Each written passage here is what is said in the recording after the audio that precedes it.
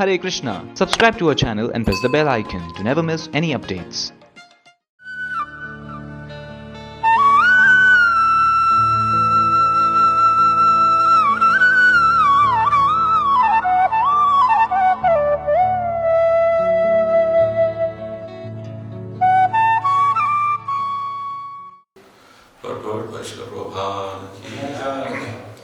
All living beings are stated to be the parts and parcels of the Supreme Lord.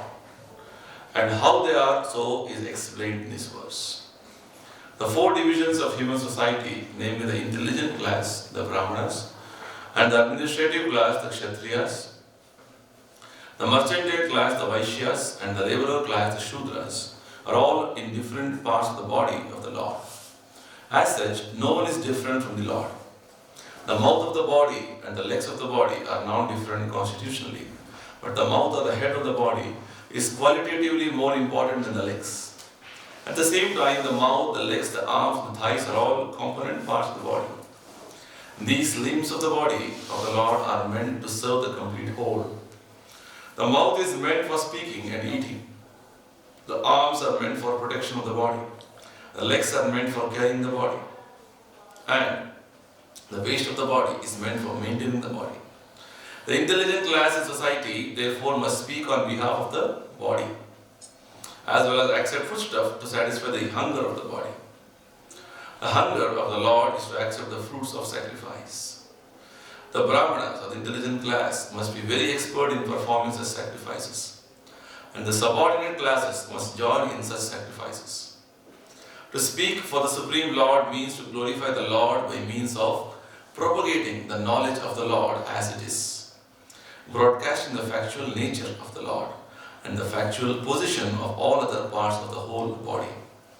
The Brahmanas, therefore, are required to know the Vedas, are the ultimate source of knowledge. Veda means knowledge and Anta means the end of it. According to Bhagavad Gita, the Lord is the source of everything. Aham sarvasya prabhavaha. And thus the end of all knowledge, Vedanta, is to know the Lord, to know our relationship with Him, and to act according to that relationship only. The parts of the body are related to the body. Similarly, the living being must know his relationship with the Lord. The human life is especially meant for this purpose, namely to know the factual relationship of every living being with the Supreme Lord. Without knowing this relationship, the human life is spoiled. The intelligent class of men, the Brahmanas, are therefore especially responsible for broadcasting this knowledge of a relationship with the Lord and leading the general mass of people to the right path. The administrative class is meant for protecting the living beings so that they can serve this purpose. The mercantile class is meant for producing food grains and distributing them to the complete human society so that the whole population is given a chance to live comfortably and discharge the duties of human life. The mercantile class is also required to give protection to the cows in order to get sufficient milk and milk products, which alone can give the proper health and intelligence to maintain a civilization perfectly meant for knowledge of the ultimate truth. And the laborer class, who are neither intelligent nor powerful, can help by physical services to the other higher classes and thus be benefited by their cooperation. Therefore, the universe is a complete unit in relationship with the Lord. And without this relationship with the Lord, the whole human society is disturbed and is without any peace and prosperity. This is confirmed in the Vedas. Brahmano asya mukhamasid bahurajanyakృతః. Thus ends the Bhakti Vedanta purport. Om Jnanati Vinamhasya Jnanandjana Shalakaya Chakshurunmilitam Yena Tasmai Shri Gurave Namaha.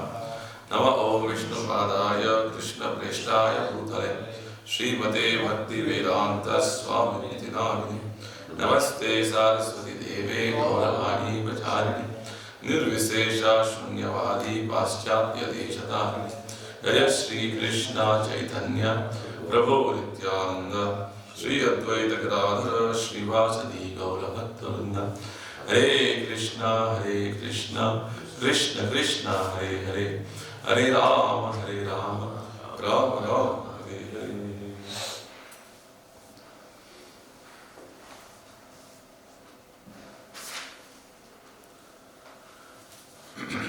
Brahma is continuing his description of the creative functions. So far, Brahma has described that in one corner of the spiritual sky, Brahma Jyoti, there is a cloud which is known as the Mahatattva, and the Lord expands himself as Mahavishnu, and he enters the cloud and starts agitating the cloud to create different elements, ingredients required for creation. The three modes, then the elements like earth, water, fire, air, ether, the senses required for the creation. So like this, the different ingredients are created, and after this, the assembling of all these created elements, the different ingredients, happens by the force of the energy of the Lord. Bhagavat Shakti Choditaha is mentioned. So, after this, the universe is created. Universe came into being. Then the Lord created many such universes, which is all floating in the causal ocean. He enters into each of them and makes them animated. In the yesterday's verses we were reading, how this Mahavishnu, lying in the causal ocean, he divides himself as Garbhodakashaya Vishnu and enters into each of the universes. And there, as Hiranyagarbha, he assumes the Virata Rupa. Means the whole planetary systems, which is all seen in this whole universal arrangement, is all manifesting from the Garbhodakashaya Vishnu. So one important point which was mentioned in yesterday's session was that this universal form is an imaginary form. Kalpayanti. The Virat form of the Absolute is an imagination of the speculative philosophers, because they are not able to adjust to the eternal 200 form of Krishna. Is the point which Prabhupada is mentioning in the purport. So the upper portion of this universal form is actually the upper planetary systems, and the lower portion below the waist is called the lower planetary systems. So basically this understanding is given to impress upon the people who have to understand that the Supreme Lord is conscious of everything of His creation, every part of His body. That the Lord is having complete control on every aspect of His creation. That is the understanding. Now further, in that universal creation, with all the different planets, more description will be given in the later verses. In the verse today, which we are discussing, Brahma is mentioning that the different living entities are also generated, and there are different grades of living entities. Some living entities represent the mouth, Virata mouth. They are known as Brahmanas. And some of the living entities representing Virat Rupa's arms, Bahavaha, they are known as Kshatriyas. And the living entities who represent the Urvor means the thighs, they are known as the Vaishyas.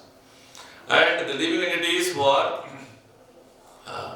born of the legs, they are known as Shudras.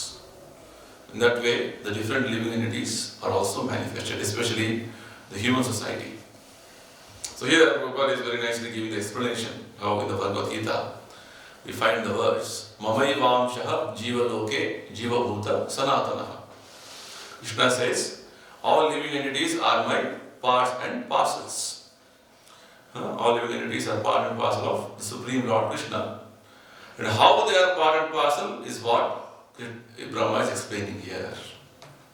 Right? So we can find a very detailed explanation of every principle mentioned in the Bhagavad Gita in a very elaborate way in the Bhagavatam.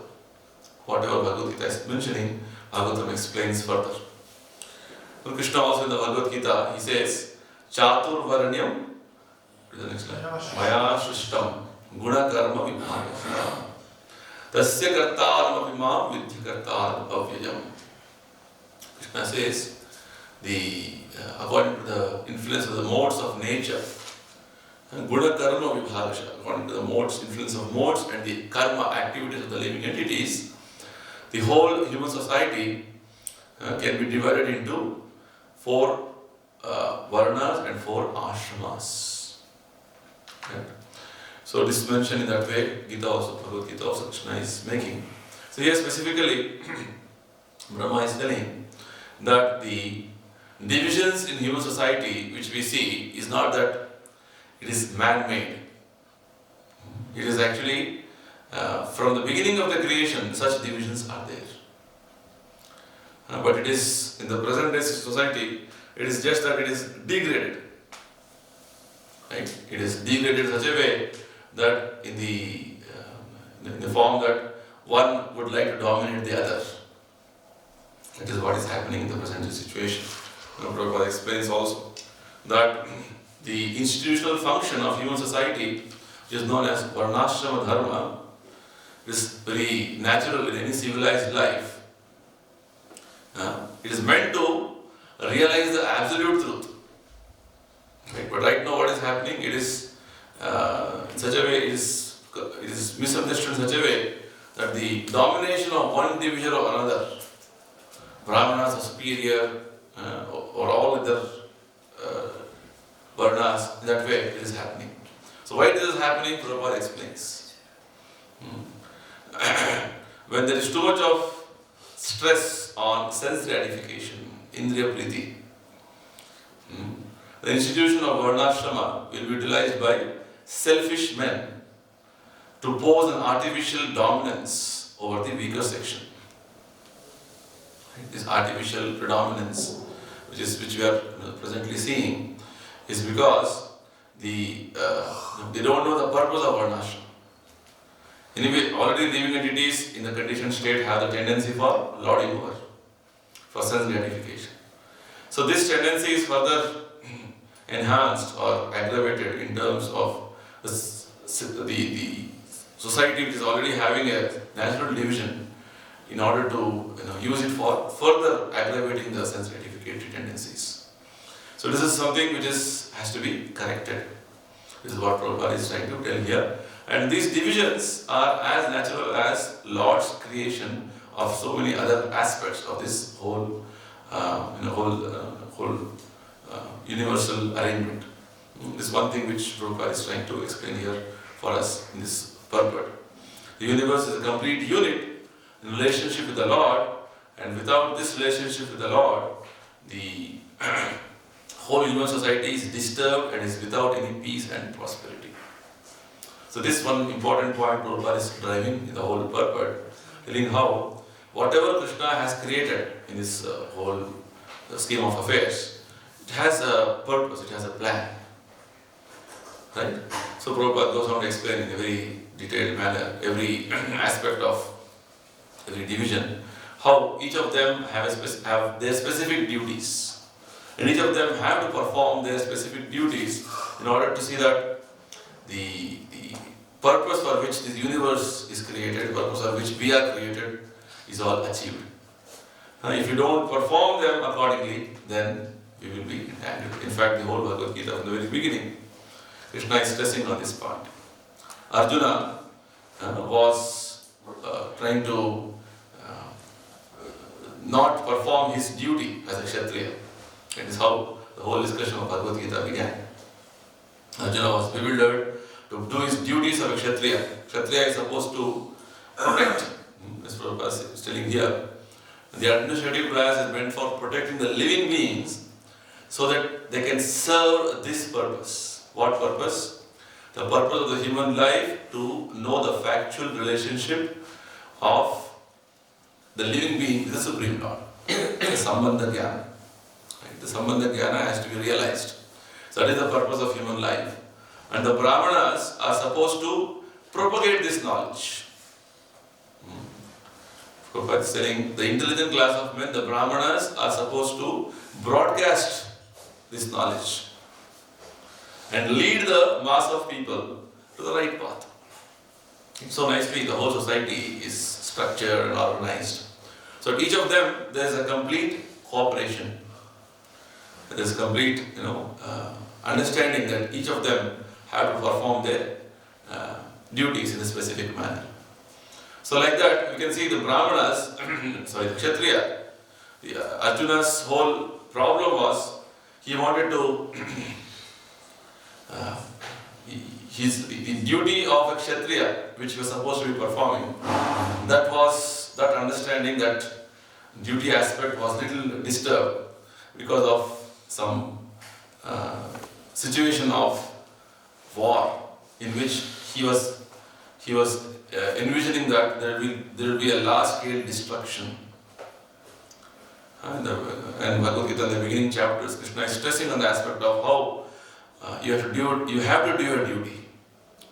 The duty of a Kshatriya is so important. Or rather, whatever varna you are in, that duty you have to do. Without performing your duty, then actually you are degrading yourself. That was the thing which Krishna was stressing to Arjuna. So in that way, everybody has to do their duties. And Krishna, in the whole Bhagavad Gita, you see, in different places, Krishna gives a mention of how the duty performance is so important. In the whole, the instruction of Bhagavad Gita, if you see, Krishna is giving to Arjuna to reinstate him to his proper duty.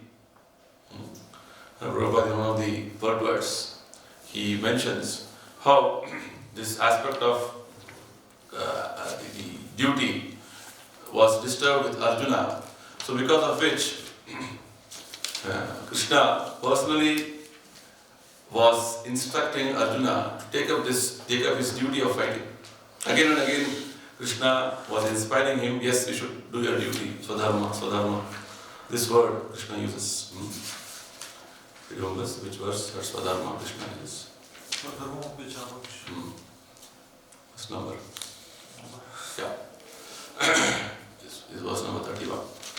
So Krishna, while explaining to Arjuna, instructing to Arjuna, he says, Swadharmam api chavekshya na vikampitam arhasi dharmyad yuddhashriyonyad kshatriyasya na vidyate. Considering your specific duty as a Kshatriya, you should know that there is no better engagement for you than fighting on religious principles. And so there is no need for hesitation. See, the words which Krishna uses are very nice in this today's context of what we are discussing. Krishna is telling there is no better engagement for you than fighting on the religious principle. Dharmadi yuddhashriyonyat. Right? And there is no need for hesitation. Vikam vidam arhati, na vikam vidam arhasi. Right? So Prabhupada very detailedly explains how Kshatriya duty is to give protection. In fact, Kshatriyas are trained to kill in the forest, and then Kshatriyas are trained to challenge some wild animals. In that way, Kshatriyas are trained to, in fact, fight and give protection. Prabhupada says Kshatriyas are never meant to accept sannyasa. Non-violence in politics may be a diplomacy, but it is never a factor of principle. Right? So Prabhupada explains how Kshatriya, like this, the principles of every varna is very given in detail in the books of wisdom. Religious Prabhupada quotes from one of the religious book, law book. He says how in the battlefield, a king of Kshatriya, while fighting another king envious of him, is eligible for achieving heavenly planets after death. Aveshu mitho anyonyam jiram santo mahikshata. Yuddhamana param shaktya swargam yanti aparam mukha. As Brahmanas also attain the heavenly planets by sacrificing animals in the sacrificial fire. Therefore, killing on the battle on the religious principle, the killing animals in sacrificial fire are not at all considered to be acts of violence, because everyone is benefited with the religious principles involved. So, Prabhupada explains, and further Prabhupada goes on to explain about the Swadharma. The Swadharma aspect, that there are two kinds of Swadharmas, specific duties. As long as one is not liberated, one has to perform the duties of that particular body in accordance with the religious principles in order to achieve liberation. This is one Swadharma. Right? So, right now we are conditioned in a specific form, specific body because of our previous karma. So, we have to perform the duties of that particular body according to the rules, regulations which is mentioned in the scriptures. This is going to lead us to the path of liberation.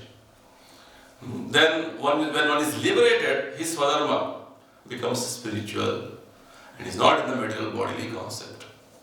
Right now, in our case, it is we have to balance both. That's what Prabhupada says in one of the purports in 9th chapter. Our constitutional and conditional duties, Swadharma, has to be balanced. So right now, because we are not liberated, yes, we have some guna karma tendencies in our body. Prabhupada says psychophysical tendencies we have. So these have to be, we have to perform our actions or perform our duties based on our psychophysical tendencies. Whereas when you are completely liberated, then your activity is completely on a constitutional platform, spiritual platform. In the bodily conception of life, there are specific duties for the Brahmanas and Kshatriyas respectively. And such duties are unavoidable. Swadharma is ordained by the Lord, and this is clarified in 4th chapter. On the bodily plane, Swadharma is called Varnashrama Dharma, or man's stepping stone for spiritual understanding. Human civilization begins from the stage of Varnashrama Dharma, or specific duties in terms of the specific modes of nature of the body obtained. Discharging one specific duty in any field of action in accordance with Varnashrama Dharma serves to elevate one to a higher status of life. So very nice understanding. Prabhupada is telling is a Varnashrama Dharma is a stepping stone for spiritual understanding. Whatever duty you have been given, you have to do it with full sincerity because that is your nature. Right? That way, Prabhupada is very nicely stressing on the Varnashrama aspect. That whatever roles responsibility is there for a particular situation, we have to carry out the duties with full earnestness. That is the point which Prabhupada is trying to tell here. So, like this, Prabhupada is mentioning in the purport, today's purport, about how the Brahmanas have specific duties of broadcasting the message from the Vedas. They are supposed to know the Vedas properly. They are required to know the Vedas and in that way spread this message, information to everybody. And also Prabhupada says they are supposed to also accept foodstuff to satisfy the hunger of the body of Lord. The hunger of the Lord is what? To accept the fruits of sacrifice. So it is mentioned in the scriptures that when the Brahmanas or the Vaishnavas are fed, automatically the Lord is satisfied. Because Lord accepts food through the Brahmanas. That way, that relation we can see how Bhagavatam and scriptures are explaining. And also, Prabhupada says the Brahmanas must be expert in performing such sacrifices. And also, the subordinate classes must join in performance of such sacrifices. Patan, Patan, Yajan, Yajan, Dana, Pratigna. This is the duty of a Brahmana. So Brahmana must not only perform them but also encourage others to do this. That way Brahmana is supposed to be acting as a guru, as a spiritual master in society, to lead the society in the right way, because they are supposed to see that everybody perform their duties according to their varna, ashrama, and achieve the complete perfection of the purpose of human life. As Prabhupada said, the purpose of perfection of human life, to realize the relationship of the living entity with Krishna and act in that relationship and attain the perfection of going back to God. That is the purpose. So whereas Srila Prabhupada often stressed on the aspect of One is, yes, definitely the Varnashrama is the principles of Varnashrama is very much important to be followed. But in the Kali-yuga present status of situation, the Varnashrama is not there in one sense with regard to the Brahmana, Kshatriya, Vaishya, Shudra. We cannot clearly discriminate or demarcate society having these various divisions. So what is the recommendation which Prabhupada gave? Prabhupada was stressing on the aspect of Daivi Varnashrama. Daivi Varnashrama basically means wherein everybody is, whatever duties are coming up with regard to serving the Lord, one has to do. It's like Prabhupada gave the example. In our case, our devotees, morning they are Pujari, Brahmana, after some time they will become a Shudra, cleaning something, or they may go and do some accounting work, Vaishya. It is multiple works. Then any duties, responsibilities which are required to, or essential to push on the movement of Krishna consciousness, we have to do. Not that I am just going to do this only, I am not going to do this only. No. Whatever service essential to see that the Krishna consciousness movement can be going forward, that duty one will take up and do the needful. That is the point. So there is a very interesting understanding which Prabhupada gives with regard to how one has to perform his duties in what consciousness. One of the purposes of Bhagavad Gita, the last chapter, 18th chapter, Prabhupada says,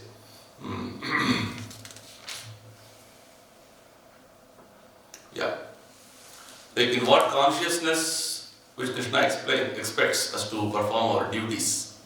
No doubt Krishna also he very detailed explains about the different varnas, ashramas, their responsibilities, their duties, and he says, by following these duties, responsibilities according to varna, ashrama, the person gets perfection, right? Krishna goes on to say, Yata pravrittir bhutanam yena sarvamidam tatam swakarmanadam abhyarcha siddhim vindati manava. Right? By performing your own duty in respective varna and ashrama, you will attain perfection, Krishna says. Then later on, Krishna goes on to, in fact, explain the Daivi Varnashrama. And he very nicely, first of all, he says how we have to come to the Brahma-bhuta platform. By giving some details on different qualities which one has to acquire. And when you come to the Brahma-bhuta platform, then it is easy to come to the next level, that is Bhakti platform. And by only Bhakti, you can know things in proper perspective, and performing Bhakti in proper consciousness is going to elevate you to the highest level. So from verse 56 onwards, Krishna explains some details about Daivi Varnashrama, 18th chapter, 56 verse. Sarva karmani api sada kurvano mad vashryaha mat prasadat avapnoti shashvatam padam avyayam. Krishna says, Sarva karmani api sada. A person engaged in all kinds of activities. Who? My devotee. Krishna says, Kurvano mad vyapashrayaha. He performs all of them under my protection. Mad prasadad avapnoti. Shashvatam padam avyayam. He reaches the eternal, imperishable abode by my grace. Whatever one is doing in Krishna consciousness, whatever activity it may be, it is all transcendental, and he reaches the ultimate abode. Prabhupada explains. The word Madhyapashrayaha means under the protection of the Supreme Lord, to be free from material contamination. A pure devotee acts under the direction of the Supreme Lord or his representative. Right? In the case of Varnashrama, the different orders, what is there? There is some level of material contamination. But whereas with regard to Daivi Varnashrama, it is all completely meant for Haritoshanam, the purpose of satisfying Krishna. There is absolutely no material contamination. So how does it happen? A devotee acts in the direction of Supreme Lord or his representative. Right? So there is no time for a pure devotee, Prabhupada says, he is always 24 hours, 100% engaged in activities under the direction of Krishna. To a devotee who is thus engaged in Krishna consciousness, the Lord is very, very kind. In spite of all difficulties, he is eventually placed in transcendental abode of Krishna Loka. He is guaranteed entrance there. There is no doubt about it. In that supreme abode, there is no change. Everything is eternal, imperishable, and full of knowledge. So this is the destination a person who is acting in Krishna consciousness is going to have. And very nice, interesting next verse, Krishna explains how we should engage your mind. Madhya Pashraya, how to get this Mad Prasada, Krishna's mercy, how can you get? Chetasa sarva karmani mai sanyasya matparaha buddhi yogam upashritya macchitta satatam bhava. Chetasa sarva karmani. In all activities, just depend upon me. Mai sanyasya matparaha. Buddhi yogam upashritya. Taking shelter of Buddhi Yoga, devotional service. Macchitta satatam bhava. Be fully conscious of me.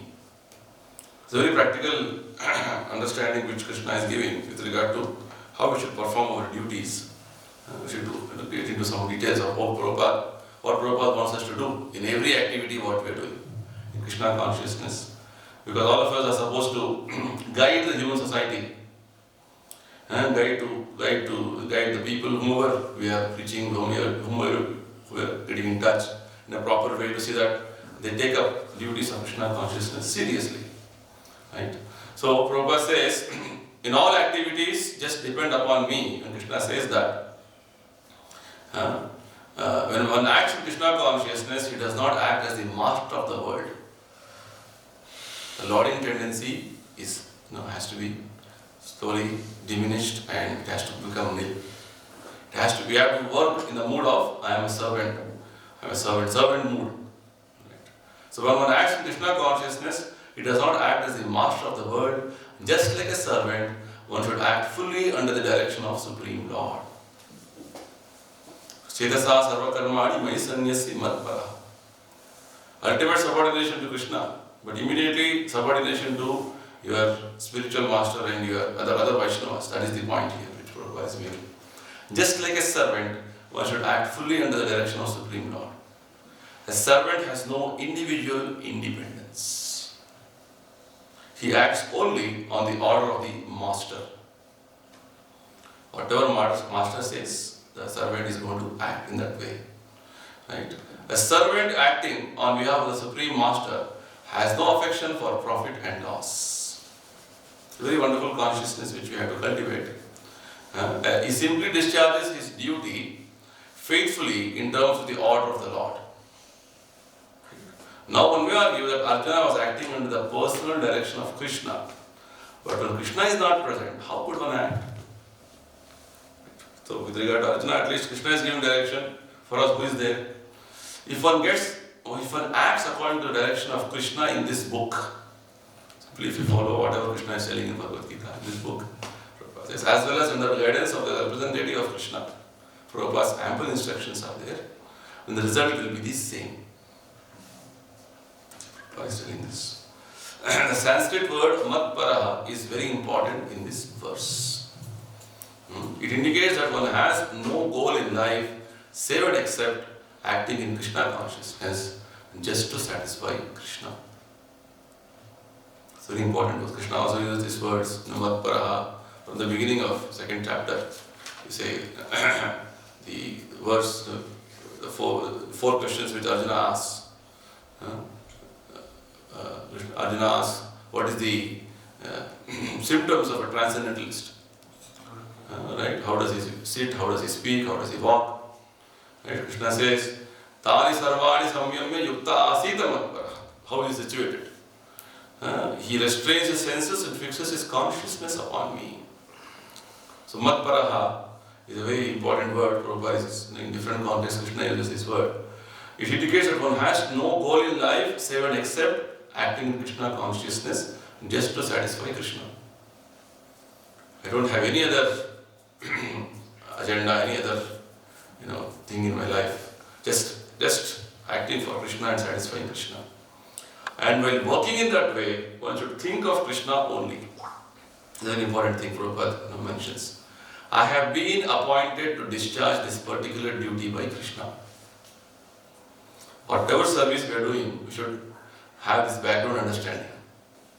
Right? This background understanding is important, otherwise Maya will take over our consciousness and we will start looking, even in service of Krishna, so many other aspects with regard to what is there for me in terms of material benefit. I have been appointed to discharge this particular duty by Krishna. While acting in such a way, one naturally has to think of Krishna. Prabhupada stresses the point. One has to think in this way. It's a practice which we have to do. So this is called perfect Krishna consciousness. One should, however, know that after doing something whimsically, he should not offer the result of the Supreme Lord. Right? Very clear direction is given that we have to act under the guidance of this book, whatever Prabhupada is mentioning, or the representative of Krishna. Then the result of whatever Arjuna got, the same result you will be getting. You have to depend on Krishna and have Krishna satisfaction as a goal in life. That is what Prabhupada is telling here. But no, nothing that you whimsically do something and say that, oh, this is going to please Krishna. No. That sort of duty is not in devotional service of Krishna consciousness. One should act according to the order of Krishna. This is a very important point. That order of Krishna comes through disciplic succession from the bona fide spiritual master. Therefore, the spiritual master's order should be taken as the prime duty of life. If one gets a bona fide spiritual master and acts according to the direction, then his perfection of life in Krishna consciousness is guaranteed. It's a very wonderful revelation which Prabhupada is making in one of the purports here in Bhagavad Gita. How we should conduct ourselves as sadhakas. What should be the aspiration? What should be our consciousness? What should be our level of advancement in our going forward in the spiritual journey? Right? So this is how, when you understand, we are all here to serve Krishna, to awaken our relationship with Krishna, and the holistic understanding we have, then things will be very smooth. Otherwise, there will be a lot of difference of opinion, and there's always there's no consensus reached. So this is the understanding. So here you can say, in this verse specifically, Brahma is telling us the whole human society has to go in this fashion, in a very cooperative, consensus manner, understanding the purpose of the creation, why we are created, what is our duties in that way. So I'll stop here. Srila Prabhupada.